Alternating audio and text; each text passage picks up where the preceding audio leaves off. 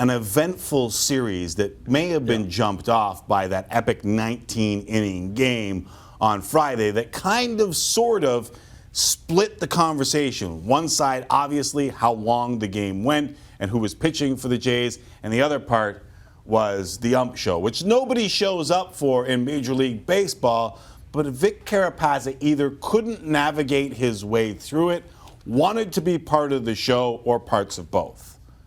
A douchebag. I'm sorry. Sorry, you got a cough I there? do actually. Dagan gave me a cold, and I'm not happy about it. So my apologies to the room. I'll take some halls and figure it out. I have never seen, and I mean this, not just because we're in Canada and we're watching the Jays on Sportsnet, yada, yada, yada. I have never seen such a glaring example of an umpire trying to screw another squad in my entire life. You literally show me the example. You literally think that he was trying to screw the Jays, yeah? That's exactly what I think was going on. Why? Here. Because once is a bad call, twice is kind of a bad afternoon, 3 times, 4 times, 5 times. The amount of bad calls that were going against the Toronto Blue Jays from a balls and strikes perspective here was unbelievable. Now, do I think Edwin, as the major league leader in RBI, have enough sense to stay in the game? Yes. Do I think Russell Martin, in whatever inning that was, should probably stay in the 13th inning, thank you, Timmy, should probably stay in the game because right now there's no one left on the bench? I think he should stay in the game as well. But Timmy, I mean, we rarely parse balls and strikes like this on this show. Rarely. Yeah. But this was the garbage that was going on Friday in this game. I think Major League Baseball are well within their right to boot this guy from the game, to absolutely shun him, to Pete Rose umpire him away from the game. Because I thought it was really obvious what was going on here. This isn't the first time that the Jays have had a run-in with Carapazza. And I think the context of this situation would lend me towards leaning your way, though I don't think booting him from the game is going to happen. What I think should happen, though, is they need to take a closer look at what transpired here. In Game 2 of the ALDS against the Rangers, the Toronto Blue Jays had a problem with how tight Carapazza was calling balls and strikes. They thought that they had squeezed the zone a little too much. And what does he do in this spot? He calls everything close a strike. He expanded it. It was almost to me as if Carapazza was saying, you know what? You thought my strike zone was a little too tight last time around? How about this time? Like this. How about this time? I'll expand it. And some of the stats are mind-boggling. Do you know that in that game, the Toronto Blue Jays, now granted, Friday's game? Friday's game with Carapazza behind the plate. The Jays watch pitches. They have guys who like to take pitches, try and work counts. Although Jose Bautista's out of the lineup, he's not playing. He really likes to take pitches. The Jays were caught looking 9 times in that game. The Indians were caught looking once in that game.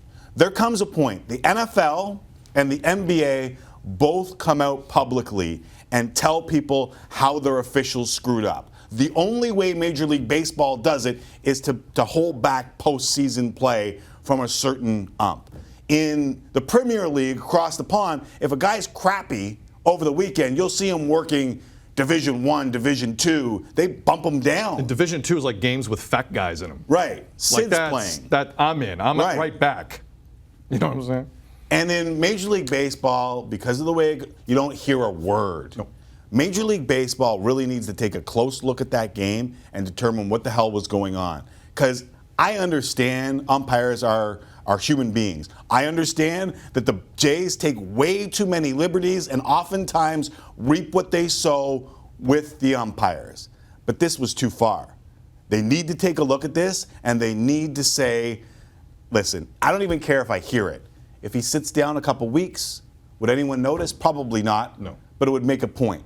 Because that was among the more ridiculous things that I've ever seen. Now, you know me. Like, I'll scold Raptor fans all day for going down these roads, right? And we all know the NBA is the Wild West when it comes to officiating. Right. Anyway. And do I think the Jays should stop making Broadway productions out of their frustrations of balls and strikes? Yeah, I probably do. And for some reason, they don't do that on the road. Have you noticed that? The Jays just do that at home when 40,000 people start booing with them. Watch for that. Do I think they need to kind of get a grip? Yes, I do. That was borderline a guy who had bet on the game. You saw it, I saw it, you saw it. Borderline. Borderline. I can't say he bet on the game because I don't know if he bet on the game. But as a professional, do you not have pride in what you do? Well, that's Are you going to stand there like an asshat and just completely screw this up on one side? As fate would have it. Might be what an asshat looks like. We have one in the room. Well, like this? Yes. Like That's this. all Vic Carapazza Does he was go missing. home? Does he go home after that game or go back to the hotel and say, "Man, I did a good job"? Good today." job, boys. Yeah. Like honestly, like He can't. the self-scouting after that, like the quick trigger on Edwin and on Gibbons, throwing out I know the Jays. I firmly believe that they reap what they sow a little bit. However, in that spot, I think the guy was out of line, and I won't go as far as you went, but Major League Baseball definitely has to look at I think that's a fireable offense. Personally, and I know there's a union, it would never happen in a million years. That is a fireable offense, in my opinion. Not one call, not two calls, not three calls. It was 9-1. And if that guy never sees another field in Major League Baseball again, it will be too soon. Vic, you blew it.